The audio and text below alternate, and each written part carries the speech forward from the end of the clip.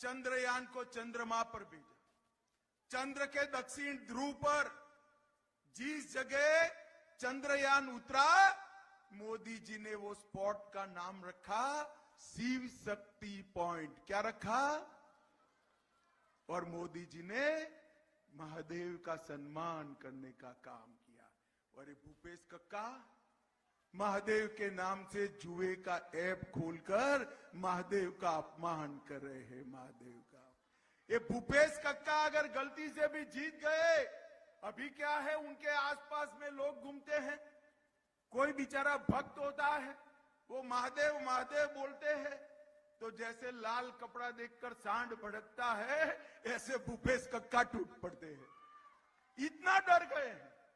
Mahadev app के 5,000 करोड़ का घोटाला किया, पब्लिक सर्विस कमीशन का घोटाला किया, डिस्ट्रिक्ट मिनरल फंड आदिवासियों के पैसे 700 करोड़ रुपया ये भूपेश कक्का खा गए, और एसटी एससी के भर्ती में भी घोटाला किया।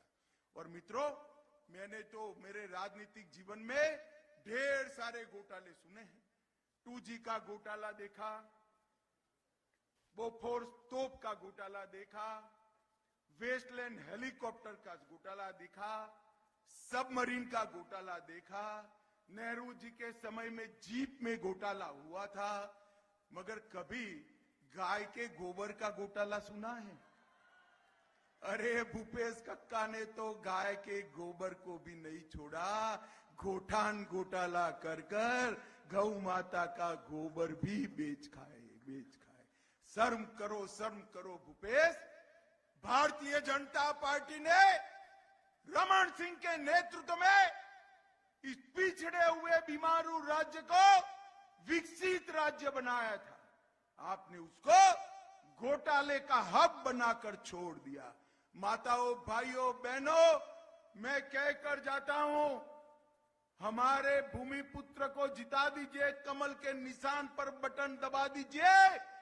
एक घोटाले के ऐप छत्तीसगढ़ जो भूपेश कक्का ने बनाया है, उसको शिक्षा का हब बनाकर रोजगारी का हब बनाने का काम भारतीय जनता पार्टी करेगी। भारतीय जनता पार्टी ने तय किया है 1 लाख सरकारी पदों की भर्ती पारदर्शी तरीके से कर हम युवाओं को 1 लाख युवाओं को सरकारी नौकरी देने का काम भारतीय जनता पार्टी की सरकार करेगी।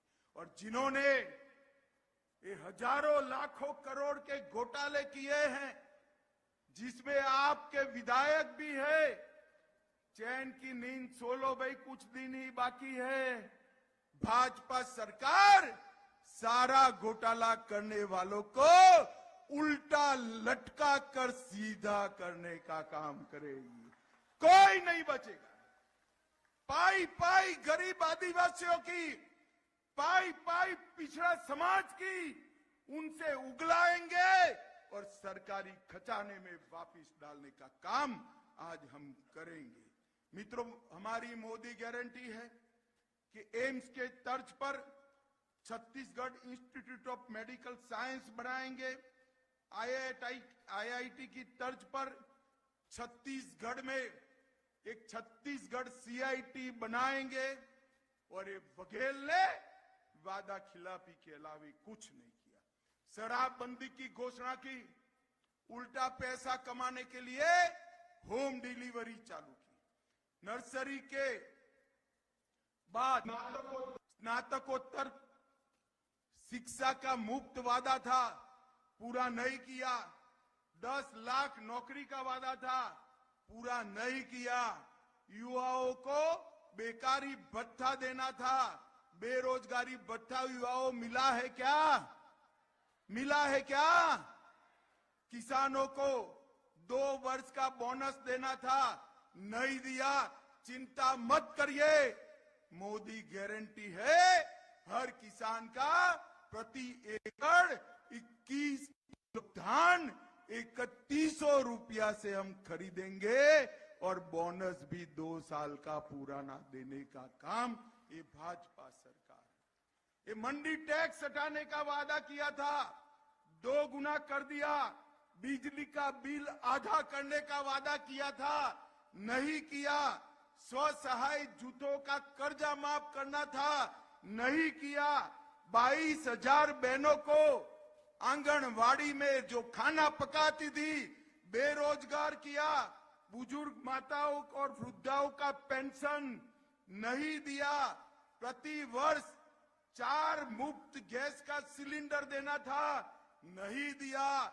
मैं सारी माताओं बहनें को कहता हूं, चिंता मत करो, गैस के दाम जितने भी बढ़े, छत्तीसगढ़ की माताओं बहनों को 500 रुपये में गैस का सिलेंडर भाजपा सरकार देने वाली है। 50,000 रिक्त शिक्षकों की भर्ती करनी थी, नहीं किया। और मैं एक और गारंटी कहना चाहता हूं, हाथियों के आतंक में मरने वाले हर व्यक्ति को 7,50,000 की अनुग्रह राशि भारतीय जनता पार्टी की सरकार देगी। मित्रों, ये कांग्रेस पार्टी ने देश को सुरक्षा में सेंध लगाई, तुष्टीकरण की राजनीति की। मोदी जी ने राष्ट्रीय सुरक्षा को चौकबंद किया था। मनमोहन सिंह के राज में रोज पाकिस्तान से आलिया मालिया जमालिया घुसते थे, बम धमाके करते थे, भाग जाते थे। मोदी जी के शासन में उरी और पुलवामा में हमला किया। मोदी जी ने 10 ही दिन में सर्जिकल स्ट्राइक और एयर स्ट्राइक कर पाकिस्तान के घर में घुसकर आतंकवादियों का सफाया करने का काम नरेंद्र मोदी जी ने किया। इसके साथ साथ PFI पर बैन लगाया, रोहिंग्या घुसपैठ पर अभी रेड कर NIA ने नकेल कसी, और इसके साथ नक्सलियों पर भी नकेल कसने का काम भारतीय जनता पार्टी की सरकार ने किया है।